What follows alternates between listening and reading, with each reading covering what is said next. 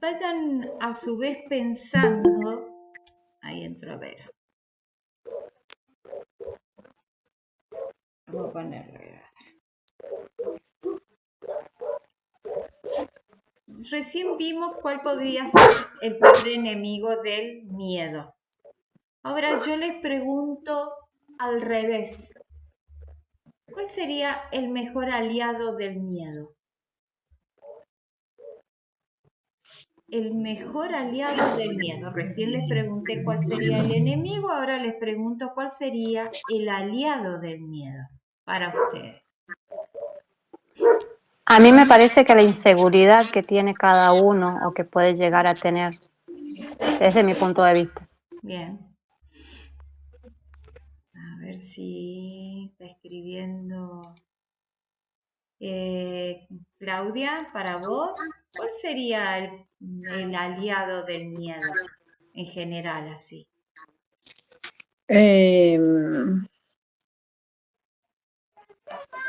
La desconfianza, no sé. Bien. No Isabel, para vos, un aliado del miedo, ¿qué sería?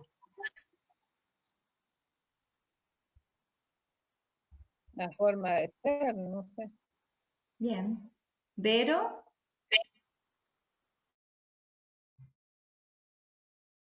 Estás en silencio, Vero. No tener capacidad de reaccionar, no sé, paralizarse, no sé cuál sería la palabra. Bueno. A veces cuando uno no tiene esa rapidez para reaccionar, ese es un buen aliado para el miedo. Bien. Guillermo puso miedo a fallar a alguien con respecto al compromiso o no cumplir con lo que me propongo. ¿Ese qué sería? El aliado del miedo, el segundo. Bien. Yo ahora les voy a compartir un video donde quizás se les aclare un poco el tema de quién es el aliado del miedo. 2 segundos. Esperen que no lo estoy viendo. Ahí está. 2 segundos. Acá. Compartir. Ventana. Aquí está. Esta es una conferencia que está en Google, Así que bueno. Escuchen, no anoten, yo se los comparto después. El mejor aliado del miedo es el silencio. Luchar solo contra el miedo es una derrota segura. Y en cambio, muchas veces cuando estoy contando mi miedo a otra persona, el miedo mismo se va como diluyendo. ¿Quién de vosotros piensa que ha dejado de hacer alguna cosa o por vergüenza o por miedo al que dirán y al que decirme, tenía que haberme atrevido? Yo pasé un año yendo a la biblioteca durante todos los recreos porque no podía hacer amigos. Es un miedo que tenía. Lo he podido superar paso a paso, no de golpe, sino paso a paso voy mejorando y todavía estoy aprendiendo. No soy una persona que habla de todo, pero voy aprendiendo. Y eso te hace una persona bastante más fuerte cuando reconoces tus propios miedos. A mí el miedo que estoy más orgulloso de haberme quitado ha sido el pánico escénico, sobre todo porque yo soy músico y salgo al escenario a hacerlo sobre todo lo que he preparado y antes es que llegaba y podía ser que se me resbalaran las cosas del sudor del nerviosismo. Y estoy muy orgulloso de mí mismo de haber superado ese miedo. El miedo es una emoción que se ha mantenido a lo largo de toda la evolución porque era muy conveniente. Nos advertía del peligro y pone a todo el organismo en situación para enfrentarse al peligro, aunque sea corriendo. Por eso se ha mantenido. El problema está en que la imaginación, como comentábamos antes, nos ha jugado una mala pasada. Y entonces empezamos a sentir o miedos excesivos para el peligro que hay, o miedos para algo que no es peligro, pero que yo lo veo como tal, o miedos que duran muchísimo tiempo y que acaban siendo destructivos. Por eso podríamos decir que hay miedos convenientes y miedos inconvenientes. Hay una cosa que decía el viejo Aristóteles. Bueno, si lo importante del miedo es saber cuándo hay que tenerlo, con qué hay que tenerlo y cuánta duración tiene que tener. Quizás las personas a las que da más miedo la atracción al riesgo o la difícil percepción del riesgo que tenéis los adolescentes es a vuestros padres que piensan, a veces con razón y otras sin ellas, que no sois capaces de valorar el peligro. Vamos a ver qué tiene que decirnos de esto pues una madre. A ver si os resulta familiar lo que vais a oír. Miedo.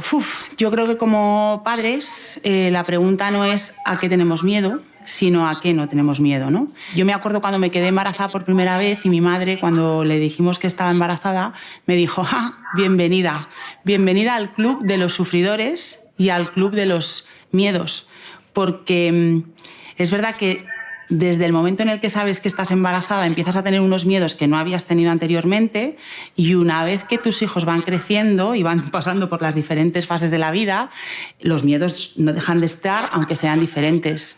Es verdad que cuando son pequeños porque son pequeños, los miedos que tengo de cara a mi hija de 14 son diferentes y los que tengo a la de 18 son diferentes, pero los miedos están y siguen estando.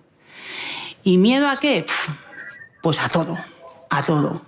A si salen, porque salen. Si no salen, porque no salen. Si beben, si conducen o si se montan en un coche con un amigo o con una amiga que no sabes cómo va. Miedo a que te digan que tienen novio. Miedo a que se quieran ir de vacaciones con sus amigos o con su novio. Y eso, cuando evidentemente yo era una adolescente, como vosotros, no lo veía. O sea, yo creo que nosotros sabíamos igual o más que ellos, no pensábamos en lo que teníamos en casa, en lo que nos estaba esperando en casa. Es decir, si llegabas un día tarde o no hacías caso a la hora que te decían en casa, eso, por supuesto, nunca lo pensabas. Y ahora es verdad que visto desde el otro lado, pues claro, te gustaría que pensaran en ti como padre. Evidentemente nosotros no lo hacíamos y ellos tampoco.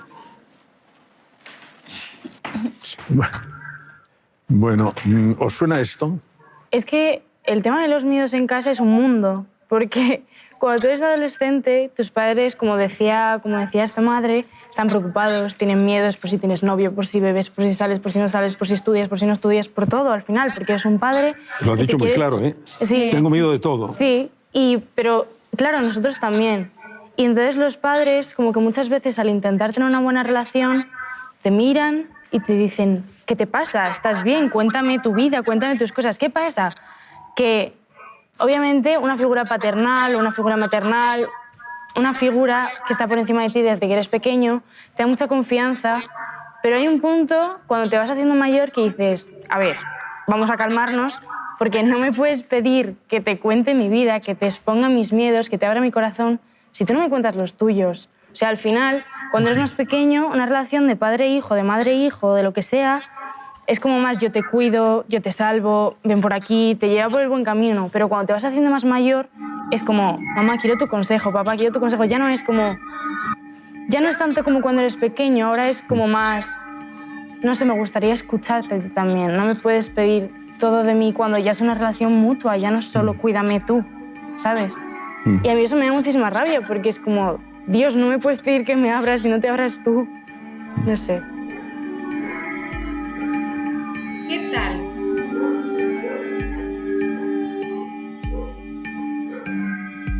¿Qué les dice ese video? Paso a paso voy mejorando. El miedo es innato en todos, sí señor, y nos lleva a crecer. Es algo que nos lleva a crecer. Bien, a ver lo positivo. ¿Qué opinan? Qué buena charla que tuvo ese hombre con un grupo de adolescentes, donde enfrentó los miedos de los padres y los miedos de los chicos, es decir, la mirada del padre y la mirada de los hijos o adolescentes. Muchas veces no nos damos cuenta, es decir, sí tenemos esos miedos, pero nosotros en el rol de ser padres o tutores o tíos, etcétera, no nos abrimos, sino que exigimos o pedimos algo. por ese miedo que sentimos. Los chicos también tienen miedos, pero también piden del otro lado que seamos un poquito más abiertos. No ser el amigo que por ahí uno confunde como que tengo que ser amigo de mi hijo, no, ser padre, madre, tutor, pero si quiero que se abra, yo también tengo que ofrecer algo.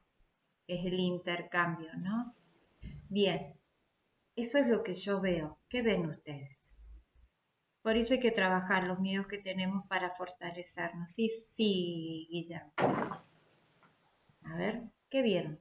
¿Qué les dice a ustedes? Y que ahí tenemos la campana las dos campanas.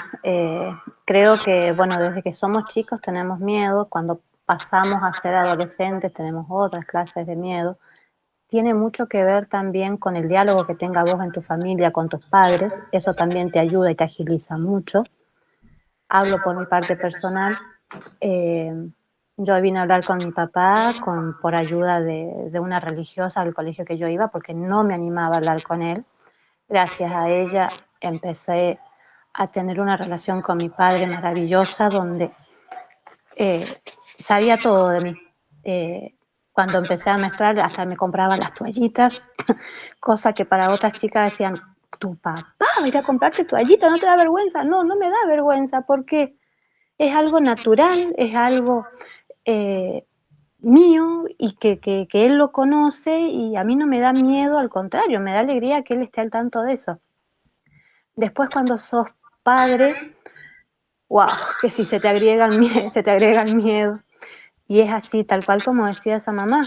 A mí me pasó, mi hija mayor trabaja desde los 19 años y se le dio con que quería ir una vuelta a Brasil, ahorró, se pagó el pasaje y se fue sola.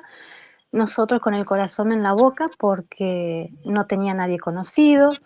Mis cuñados, como ellos son los que por ahí más viajan, la asesoraban y qué sé yo, y nos comunicábamos con ella todo el tiempo y bueno, transmitirle la confianza, que ella se sienta bien, que disfrute, pero vos por dentro te morías porque decís, es todo nuevo, el idioma, todo.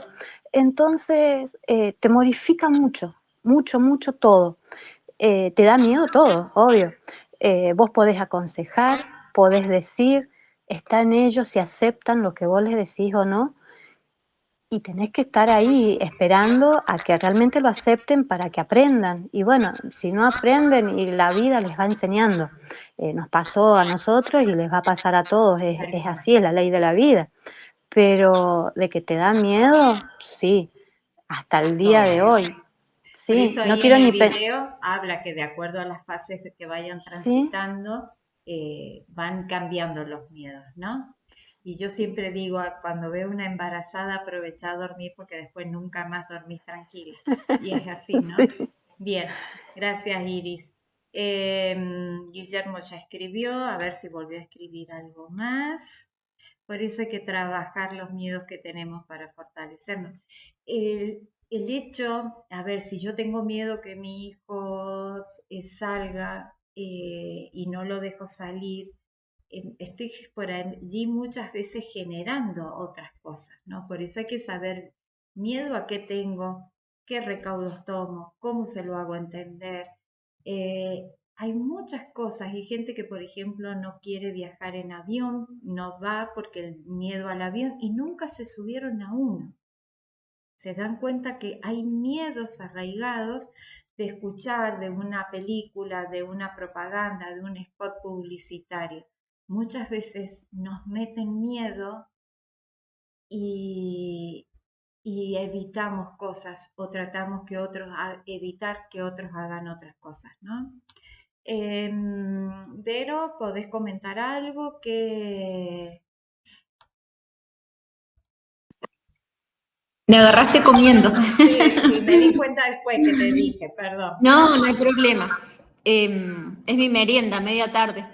No, me quedé pensando en esto de poder reconocer que es normal que los miedos cambien según la etapa de nuestra vida. Que por ahí yo me olvido de que tengo hijos adolescentes y les transmito todos mis miedos cuando ellos sus miedos son otros. No gano nada con eso. Tal cual. Por ahí nos dicen, es de otra época. Eso fue tu época, tus tiempos. Tal cual. Sí. Isabel, en tu caso, gracias, Vero. ¿Cuál sería la pregunta?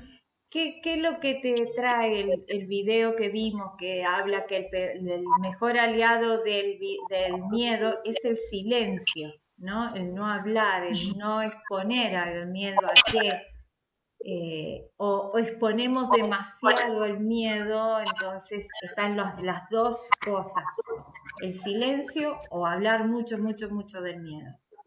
¿Qué te dice a vos? El silencio y tratar de ver cómo superar mis miedos. Bien. En ese caso siempre uno tiene que preguntarse qué puedo hacer, a quién pedirle ayuda. Eso ayuda también. Gracias, Isabel. Claudia, en tu caso, ¿qué te dijo el video? Porque dice un montón de cosas. ¿Qué es lo que más ruido te hizo? Sí, eso también de ver que las necesidades de nuestros hijos son unas, porque yo tengo 6, entonces siempre fueron distintas necesidades, siempre se trabajó todo junto, pero siempre les di la confianza también de que somos mamás o éramos papás, no amigos, pero podían confiar en nosotros. Y el hecho de yo haber empezado súper chica, muy chica, a independizarme, 12 años, ir a empezar a trabajar, los 13 irme a Buenos Aires con la gente que yo trabajaba y así, también le transmití esa confianza a mis hijos, de que cuando ellos estuvieran preparados o tuvieran la oportunidad de ir y hacer lo que ellos quisieran, tenían el apoyo nuestro, que es el que yo tuve de mis papás. Porque con 12 años, hoy yo veo a mi nieto que tiene 12 años y jamás en mi vida, que lo hemos planteado a veces por ahí en un programa de radio que tenía yo, de hablar de que, a ver, ¿qué edad es bueno que los chicos se vayan, que los lleven un club, digamos, a Buenos Aires? Entonces me decían 12 años. Y yo decía, 12 años tienes mi nieto, no sé si uno está por ahí preparado a veces para decirle que se vaya. Pero yo lo viví y se lo transmití a mis hijos y ahora es cuestión de transmitírselo a los nietos. Pero es eso, tenemos de los hijos, hay uno que siempre estamos todos pendientes de él porque, a ver, ¿a qué hora llegaste? ¿A dónde vas? No sé cuánto. Y es él que todo el mundo está pendiente de él. Porque cuando no le pasa una cosa, le pasa otra. Y por ahí es el miedo, creo que tenemos en familia de ese hijo, de ese hermano. Bien. Bueno, como ven, todos tenemos miedos. Miedos más grandes, miedos más chiquitos, miedos reales, miedos imaginarios, miedos a algo en el futuro, miedo de algo que nos pasó o miedo de algo que traemos desde el pasado. Y si me pongo a pensar, no sé de dónde surgió, lo escuché, etcétera, pero no sé la historia que viene eso. La idea de gestionar un miedo, en este caso, es empezar a escribir cuando yo siento que algo no puedo hacer, que algo me imposibilita, que algo que quisiera hacer y no puedo, y vengo al no puedo, no tengo, no debo, no sé. Preguntarme qué hay detrás de eso. ¿Qué miedos hay detrás? Y cuando yo digo tengo miedo a que le pase algo, reconocer que no puedo controlar todo. Sí puedo tomar los recaudos de decirle, mira, tenés cuidado a la vuelta, tenés cuidado esto, no tomes, etc. Pero hasta ahí llega lo que yo puedo manejar. Muchas veces tratamos de controlar a través de mi miedo a otra persona y ahí es donde se generan los conflictos, ¿no? Entonces, lo ideal es, ¿tengo miedo a qué? Ponerle un nombre bien claro, miedo a esto. ¿De dónde viene? ¿Lo viví? ¿O es una expectativa de algo que puede pasar o no en el futuro? Hasta que no pase no obtengo la respuesta. ¿O es algo que traigo heredado? ¿Quiero cambiarlo? Y yo puedo decir que sí, pero no muy convencida porque no sé cómo. O puedo decir no, no quiero cambiarlo, estoy bien, no me influye demasiado, no me modifica demasiado, como quiera. Y está bien también. Pero si quiero cambiarlo, si quiero modificarlo, estos son los pasos previos. Poder saber dónde lo siento el miedo. En el pecho, en el estómago, en la columna. ¿Qué palabras me digo constantemente cuando yo enfrento ese miedo a? ¿Qué me digo? ¿Qué digo a otro? Una vez que yo voy descubriendo todas esas respuestas, estoy transitando el camino de gestionarlo. ¿Y cuándo me voy a dar cuenta que lo he gestionado? Cuando pase una situación como la que se había planteado, que me doy cuenta que tengo miedo, etc., pueda transitarla de otra manera. Ya sea hablando con la persona, mirá, tengo miedo de esto, tené cuidado, mirá, tengo miedo porque a mí me pasó esto, tené cuidado. O me doy cuenta que es un miedo a algo que puede pasar, que entre alguien, entonces tomar los recaudos, cerrar, etc. Sin llegar al extremo, al terror. Ya allí sí o sí necesito pedir ayuda. Sí o sí necesito hablar con alguien. Y ahí está lo que decía este hombre, el silencio. Quedarme callada con mis miedos y tratar de transitarlo yo sola o de ocultarlo, muchas veces no nos sirve. Así Que, que sí, Vero. no, me quedé pensando en el estado del silencio, que a veces uno lo interpreta de forma aislada, como de acuerdo a la emoción que me esté dominando, qué sé yo, en un estado de alegría el silencio puede ser contemplativo, en una emoción tranquila el silencio me puede llevar a la reflexión, pero en un estado de miedo el silencio me puede paralizar o me puede enfermar, si eso se hace crónico, ¿no?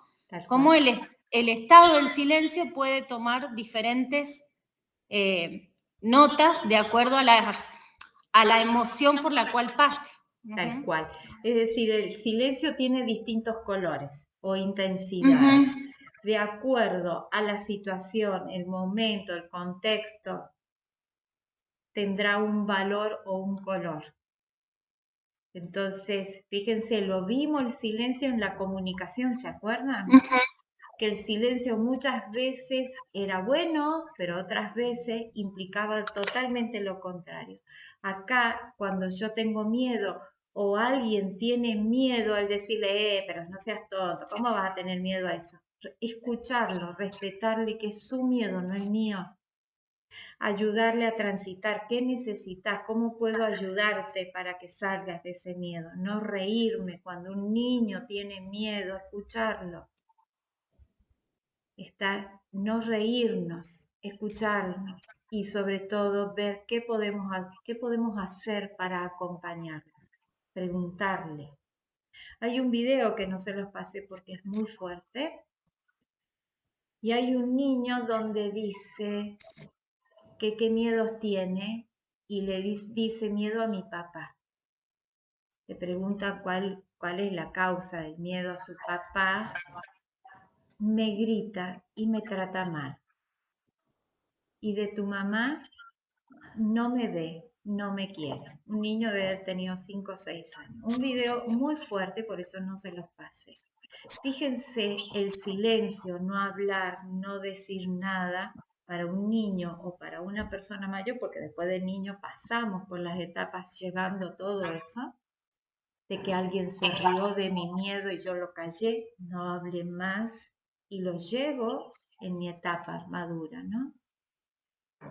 Muchos miedos, todos son válidos. Hay que saber hablar, gestionarlos para trabajarlos. ¿Quedó? Bien. Podemos tener 3, 4 clases de miedos, o sea, clases de clases, ¿no? Hay un montón de miedos, pero es pura teoría. La idea es que yo pueda identificar qué miedos tengo yo. Y vuelvo a insistir, los ataques de pánico deben ser hablados y tratados por profesionales de la salud, ¿sí? Así que es un miedo más fuerte que cualquier miedo que nosotros podamos sentir y no lo pueden gestionar. Entonces surgen esos ataques de pánico. Y hay ataques de pánico en niños muy pequeños a partir de la pandemia y de personas muy grandes. No hay un rango, ¿eh? Es general. Bien. Dudas, consulta. ¿Alguien me quiere preguntar algo antes que cierre?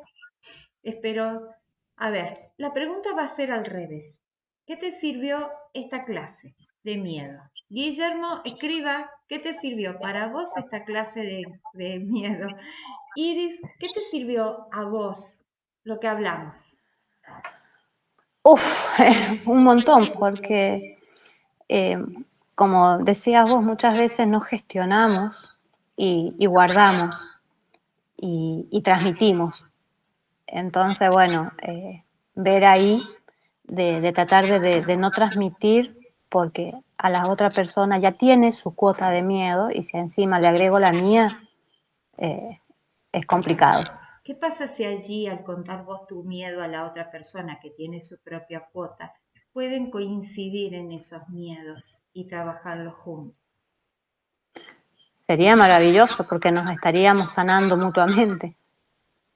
Bueno, yo te lo largué, nada más.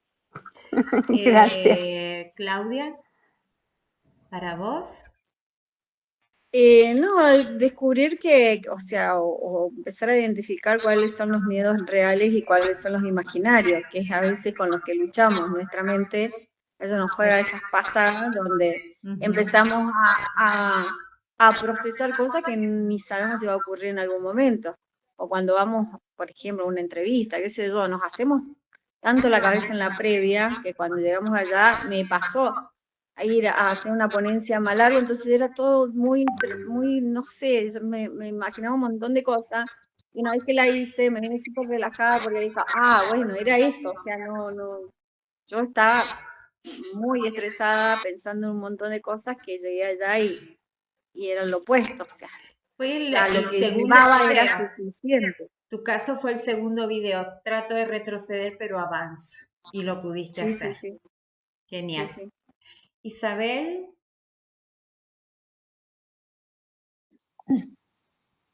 Y me ayuda más a identificar. Bien. Más cada uno y ver cómo voy a hacer. Bien. Vero. Ahí me queda como esto de pensar sobre los miedos heredados, porque la verdad que hay muchos miedos que comparto con mis papás y quizás uno los está transmitiendo a los hijos, por ejemplo. Una estupidez, el miedo a los gatos. O sea, para mí, creo que lo comenté una vez. Mis hijos nunca han tenido un gato porque yo le tengo miedo a los gatos, porque los gatos son traicioneros, es lo que me decía mi mamá. Entonces, hay un gato y yo parto para el otro lado. Y yo digo, mirá qué cosa tan tonta, pero cuántos otros miedos hay que yo los aprendí como me los transmitieron y quizás yo los estoy transmitiendo a mis hijos. Bien. Bien. Bueno, de esos hay un montón, uno tiene un montón. Lo lindo sería preguntarles, si uno tiene la posibilidad, de dónde viene ese miedo en ellos, de dónde surge esa frase. Esa es como la del pan, ¿se acuerdan? Que yo les conté la anécdota que se cortaban las puntas del pan, ¿se acuerdan? ¿Eso? Y era porque a la tatarabuela no le entraba en el horno, entonces le cortaba las puntas y podía entrar el pan. Y fíjate que se puede generar capaz toda una situación enorme que no tiene sustento y generas un miedo crónico que te acompaña toda la vida y que te condiciona en lo que podés llegar a vivir o compartir con los demás, ¿no? Es grande. Bueno, gente, ha sido agradable compartir con ustedes esto. La próxima clase no sé qué miedo sigue. No aferrarse al temor, soltar aquello que no sea una carga en el transcurso de la vida, no tomar no tomar en serio las especulaciones o frases que se dicen. Pero para ello, Guillermo, tengo que estar bien parado yo. ¿Sí? O frases que se dicen, ver lo que verdaderamente sucede y creer en los actos y resultados que dan sentido a nuestra vida y de no perder el tiempo. Fíjate, Guillermo, que si yo estoy bien, a lo mejor lo que digan los demás me resbala. Pero si yo estoy anímicamente mal, estoy pasando un mal momento, cualquier comentario de otra persona me puede hacer mucho daño. Por eso no es tan simple dejar o soltar esa frase. Va a depender cómo esté yo para realmente saber, es decir, estar bien parada, ¿no? Y sobre todo no perder el tiempo. Eso sí lo dice en uno de los videos, el no perder el tiempo. Muchas veces tenemos tantos miedos que perdemos tiempo, perdemos de disfrutar ciertas cosas. Gente, ha sido un placer compartir con ustedes. Ya les comparto el video de este hombre.